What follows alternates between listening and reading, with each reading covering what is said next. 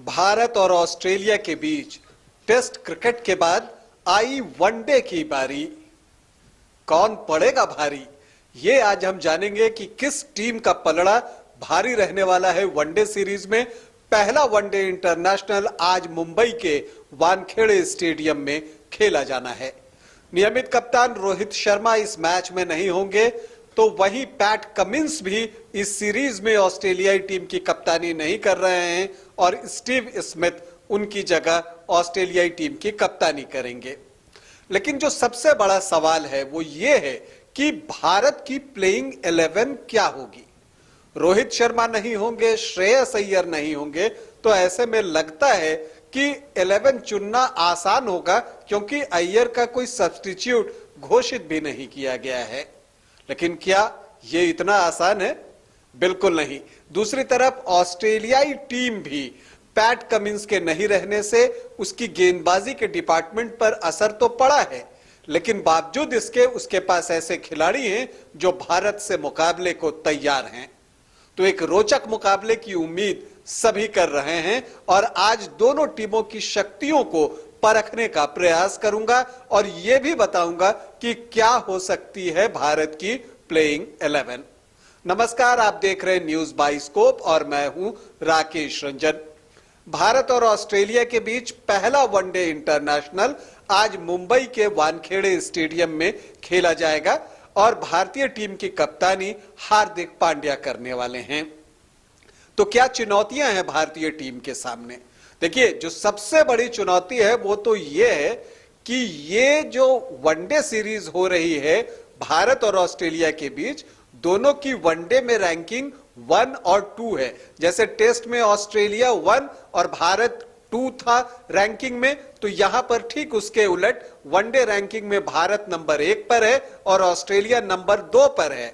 और इसका मतलब यह है कि इस सीरीज के परिणाम का जो असर है वो वनडे की रैंकिंग पर, टीम रैंकिंग पर पड़ेगा। तो भारत को अपनी नंबर 1 की पोजीशन अगर बचानी है तो आज जीत हासिल करनी होगी, इस सीरीज में जीत हासिल करनी होगी और यह बेहद महत्वपूर्ण है। लेकिन यह जीत हासिल करना इतना आसान भी नहीं है, क्योंकि ऑस्ट्रेलिया जैसी टीम है जो आपको हर कदम पर चुनौती पेश करेगी।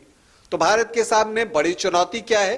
तो अगर हम बात करें बड़ी चुनौतियों की, तो सबसे बड़ी बात तो यह है कि आपको ऑस्ट्रेलियाई के क्वालिटी फास्ट बॉलर्स के सामने एक अच्छी शुरुआत की दरकार होगी। जबकि पहले वनडे इंटरनेशनल में रोहित शर्मा नहीं होंगे, तो ऐसे में शुभमन गिल के ऊपर बड़ी जिम्मेदारी होगी। अब यह भी देखना है कि उनके साथ पारी की शुरुआत कौन करते हैं।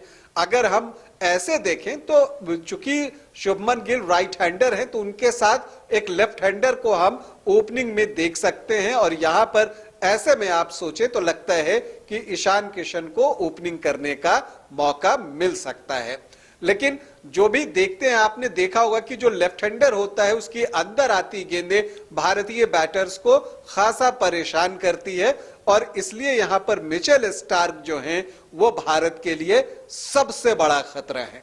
इसके अलावा जो उनके नए तेज गेंदबाज हैं, एलिस की हम बात कर लें, सीन एबॉट की बात कर लें, तो एक बहुत ही compact pace bowling attack Australia के पास है। क्योंकि इसके अलावा आपको वहां पर और भी खिलाड़ी दिखेंगे, मार्कस स्टॉइनिस दिखेंगे जो कि कमाल के ऑलराउंडर हैं। और ऑस्ट्रेलियाई टीम के साथ जो एक प्लस पॉइंट है ना, उनके पास ऑलराउंडर्स की संख्या ज्यादा है।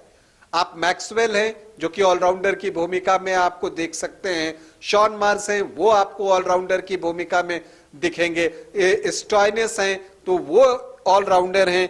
इसके अलावा आप कहें तो इस तरह से जो है ऑस्ट्रेलियाई टीम जो है एक बहुत संतुलित टीम हो जाती है और स्टीव स्मिथ की कप्तानी तो उस पर है ही। तो हार्दिक के सामने ये बड़ी चुनौती है कि वो ओपन के लिए किसे भेजते हैं और जो भी जोड़ी ओपनिंग के लिए जाती है वो ऑस्ट्रेलियाई तेज गेंदबाजों का सामना कैसे करती है। भारत की बैटिंग का बहुत कुछ जो दारोमदार है वो विराट कोहली पर निर्भर करेगा, जो वनडे इंटरनेशनल में 3 नंबर पर बैटिंग करेंगे। विराट ने फॉर्म वापसी की घोषणा कर रखी है, 2023 उनके लिए अच्छा जा रहा है। वनडे में उन्होंने शतक भी लगाया है, टेस्ट मैच में भी शतक आया है, तो उनका कॉन्फिडेंस बढ़ा हुआ है। लेकिन उनके सामने भी एक चुनौती है। ऑस्ट्रेलियाई टीम में एक गेंदबाज ऐसा है जो उन्हें सबसे ज्यादा परेशान करता है, और वो कोई और नहीं, ऑस्ट्रेलिया के लेग स्पिनर एडम जैम्पा हैं। उन्होंने अब तक वनडे इंटरनेशनल में विराट कोहली को 5 बार आउट किया है, और वो जब भी किसी भी फॉर्मेट में जब कोहली के खिलाफ गेंदबाजी करने आते हैं तो उन्हें परेशान करते हैं। तो ये एक चुनौती उनके लिए भी होगी। इसके अलावा एक बड़ी चुनौती सूर्य कुमार यादव के सामने भी है। सूर्य कुमार यादव ने T20 इंटरनेशनल में खुद को साबित किया है, और उन्होंने दिखाया है कि उनके पास 360 डिग्री एंगल में सारे शॉट्स हैं। लेकिन जहां तक वनडे इंटरनेशनल की बात है, वो अब तक खुद को साबित कर पाने में असफल रहे हैं। तो अब जबकि श्रेयस अय्यर इस सीरीज में नहीं खेल रहे हैं, तो सूर्य कुमार यादव को मौका मिलता है तो उन्हें जो है अपने आप को साबित करने की जरूरत है। और ये अच्छी बात है कि पहला जो मैच हो रहा है वनडे इंटरनेशनल, वो सूर्य कुमार यादव के होम ग्राउंड पे हो रहा है, मुंबई में हो रहा है। मुंबई में के लिए ही वो रणजी ट्रॉफी भी खेलते हैं, फ्रेंचाइजी लीग भी वो मुंबई की टीम के लिए खेलते हैं।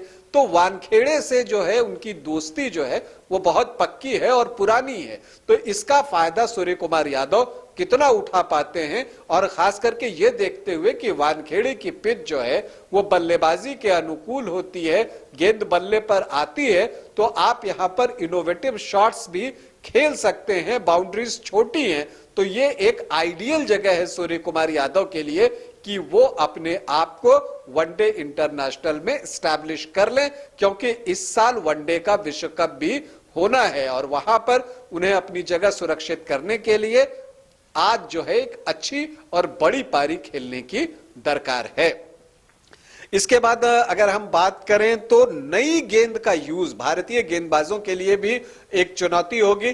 देखिए, इसमें तो कोई शक नहीं कि मोहम्मद सिराज वनडे इंटरनेशनल में इधर भारत के सर्वश्रेष्ठ तेज गेंदबाज रहे हैं, तो वो तो खेलेंगे ही। अब हमने ये भी देखा है कि कप्तान हार्दिक पांड्या के अंदर ये टेम्पटेशन होता है कि वो नई गेंद के साथ गेंद करें और वहां पर वो स्विंग करें। एक ऑलराउंडर के रूप में हार्दिक खेलते हैं, और शुरुआत में अगर वो कुछ ओवर्स निकाल लेते हैं तो भारत के लिए एक मदद हो जाती है। तो हो सकता है कि नई गेंद के साथ हार्दिक पांड्या आपको कुछ ओवर्स डालते दिखे, लेकिन उनके सामने भी काम आसान नहीं होगा, क्योंकि सामने डेविड वार्नर जैसा खिलाड़ी होगा। वार्नर की वापसी हो चुकी है, और वार्नर कितने खतरनाक खिलाड़ी हैं ये बताने की जरूरत नहीं है। तो ये कुछ चुनौतियां हैं भारत के सामने। अब अगर हम बात करें कि प्लेइंग 11 भारत की क्या हो सकती है, तो देखिए, जैसा मैंने कहा कि शुभमन गिल और ईशान किशन पारी की शुरुआत कर सकते हैं। 3 नंबर पर विराट कोहली दिखेंगे, 4 पर आपको सूर्य कुमार यादव दिख सकते हैं, और 5 पर आपको केएल राहुल दिखेंगे। अब यह देखना है कि केएल राहुल 5 पर ही खेलते हैं या वो पारी की शुरुआत करने जाते हैं।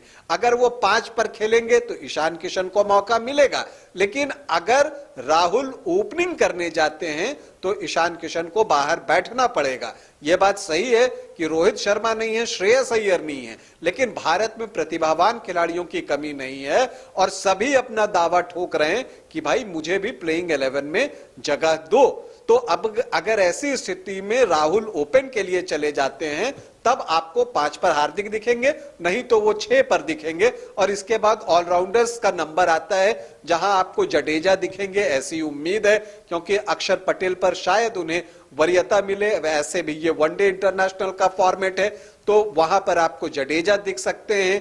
इसके बाद मुझे लगता है कि शार्दुल ठाकुर को भी मौका मिल सकता है, क्योंकि देखिए, मुंबई की पिच जो है वो बल्लेबाजी के अनुकूल होती है और बाउंड्रीज छोटे हैं, तो बहुत ज्यादा स्पिनर्स को खिलाने का जोखिम जो है वो भारतीय टीम नहीं उठा सकती है। और खास करके तब जब मैक्सवेल जैसा खिलाड़ी सामने हो जो कि कभी भी गेंद को बाउंड्री के ऊपर से मार सकता है। वहां पर कैमरन ग्रीन है, तो वहां पर कुछ ऐसे खिलाड़ी हैं ऑस्ट्रेलियाई टीम में जो कि मैच का पूरा नक्शा बदल सकते हैं। तो ऐसे में मुझे लगता है कि 3 तेज गेंदबाज होंगे, तो शमी होंगे, सिराज होंगे, शार्दुल होंगे, और चौथे तेज गेंदबाज की भूमिका में आपको हार्दिक दिख सकते हैं।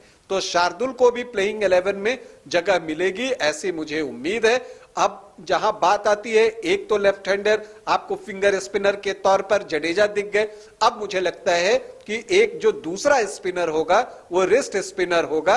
अब यहां पर यजुवेंद्र चहल और कुलदीप यादव के बीच एक चुनाव करना है, कप्तान हार्दिक पांड्या को। और मुझे लगता है कि वनडे इंटरनेशनल में कुलदीप यादव का हालिया प्रदर्शन देखते हुए कप्तान हार्दिक कुलदीप के लिए ही जाएंगे। तो कुलचा को शायद आप खेलते एक साथ न देखें, लेकिन उसमें से कुल मतलब कि कुलदीप आपको खेलते हुए दिख सकते हैं। तो ये आपको दिखेंगे। और इसके बाद जो मैंने कहा कि दो तेज गेंदबाज शमी और सिराज टीम में होंगे। तो ये भारत की प्लेइंग 11 हो सकती है। और अगर राहुल आपको ओपन करने गए तो एक और ऑलराउंडर की संख्या बढ़ सकती है। तो वैसी परिस्थिति में वाशिंगटन सुंदर को टीम में शामिल किया जा सकता है। तब 6 नंबर पर जडेजा आ जाएंगे और 7 पर वाशिंगटन सुंदर आ जाएंगे। तो ये हो सकता है भारत की प्लेइंग 11।